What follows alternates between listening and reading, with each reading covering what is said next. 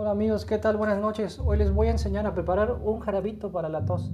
Si no te sirvió el collar de ajos, este remedio te lo quitará porque te lo quitará. Y si no te lo quita, pues te tomas un tequilita y se te olvida. Bueno, empecemos. Ya lo tenía preparado porque la verdad me lloraron los ojos muchísimo y no podía ni abrirlos. Entonces vamos a ponerle primero la cebolla bien finita. Bien finita. Es como media cebolla, tiene que ser morada, Le vamos a poner los dos limones. Bueno, es un limón completo. Lo exprimimos perfectamente. Luego el otro limoncito.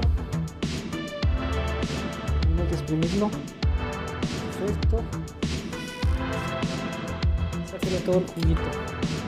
Luego vamos a ponerle 3 dientes de ajo o 2 dientes de ajo, como ustedes gusten, y le vamos a poner al último jengibre.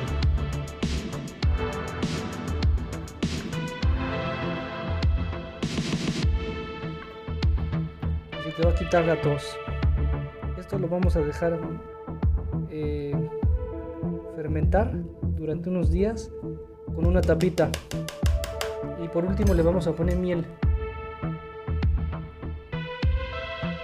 Mielecita. Pero compren de la miel buena, no la del súper, esa no es miel. Esa es pura azúcar.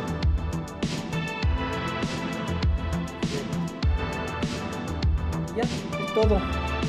Espero les haya gustado el video. Espero se mejoren. Muchas gracias. Que tengan un excelente